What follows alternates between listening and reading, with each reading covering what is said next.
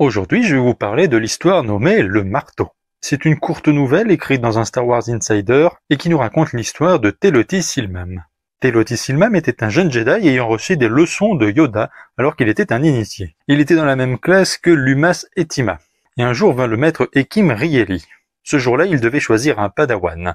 Il avait le choix entre Teloti et Lumas. Rieli fit le choix de prendre Lumas et Tima en tant que padawan, et Teloti se retrouva à devoir faire partie des Agricorps. Petite explication sur les Agricorps, quand un initié n'est pas choisi en tant que padawan par un maître Jedi à l'âge de 14 ans, il est envoyé dans les Agricorps. Il est toujours au service de l'ordre, toujours considéré comme un Jedi, mais il ne sera jamais un chevalier ni un maître. Il va servir dans les champs pour l'agriculture galactique, pour l'exploration ou même veiller sur le temple, ou même dans les services éducatifs de l'ordre ou dans les services de médecine. Agricorp, Educorp, Explocorp, Medicorp. Et donc Teloti Silmam rejoindra l'Agricorp. Et malheureusement, comme beaucoup de Jedi non choisis comme padawan, il sera extrêmement frustré. Mais vint la guerre des clones et Ekim Rieli sera envoyé avec son padawan Lumas et Tima sur Geonosis pendant la première bataille. Lumas et Tima, que l'on voit pendant la bataille, se fera tuer. Et Ekim Rieli y perdra plusieurs doigts. La perte de son padawan lui fit prendre quelques distances avec l'ordre, il servit quand même les Jedi, mais préféra explorer et en apprendre plus sur la force. Et à la fin de la guerre, il fera appel à Teloti Silmam, l'initié qu'il n'avait pas choisi en tant que padawan, pour l'aider lors d'une exploration. Avec un Jedi Givin. Ils se rendront sur la planète Nishkta et découvriront un temple inconnu. Ils se répartirent les tâches, le Givin dont j'ai oublié le nom restera sur le vaisseau, et Teloti et Ekim Rieli exploreront le temple. Ensemble, ils découvriront des runes avec une écriture familière. Rieli décida donc de tenter de les traduire. Mais pendant que le maître Jedi tentait de comprendre ce qu'ils avaient trouvé, Teloti partit explorer un peu le reste du temple. Il tomba sur une armure de métal, et il se sentit tout de suite attiré jusqu'à la toucher. Et en la touchant, il eut plusieurs visions.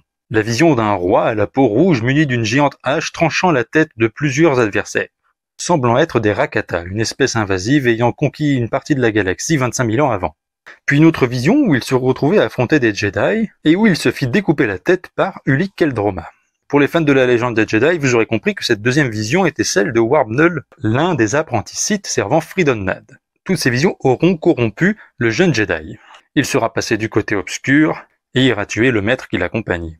Au moment où il abattait son adversaire, il reçut une transmission de leur ami Givin. Il leur annonçait que le chancelier suprême annonçait la fin de la guerre et qu'il incitait tous les Jedi à rentrer au temple. Vous comprenez que cet événement se passe pendant l'épisode 3. Silmam ne perdit pas de temps et il tua le Givin. Il s'installa sur un trône et se renomma Malleus, et se proclamera le marteau du côté obscur. Et ça finit comme ça. On ne sait pas ce qui va lui arriver. Est-ce qu'il sera traqué par un inquisiteur, par Vador ou même l'empereur? On ne sait pas. Mais il y a quand même quelque chose de très intéressant avec cette histoire. Pour ceux qui connaissent bien l'univers étendu, lorsque je parle d'une personne à la peau rouge munie d'une grande hache, on pense tout de suite au roi Hadas, le tout premier seigneur Sith, pas seigneur noir, ayant régné sur le peuple Sith plus de 28 000 ans avant. Et tuant des Rakata, on fait le lien avec sa guerre. Et plus tard, on a une vision de Warbnull. L'auteur des BD La légende des Jedi expliquait qu'il avait volontairement donné un design similaire aux armures de Hadas, qu'on voit dans un flashback, et de Warbnull.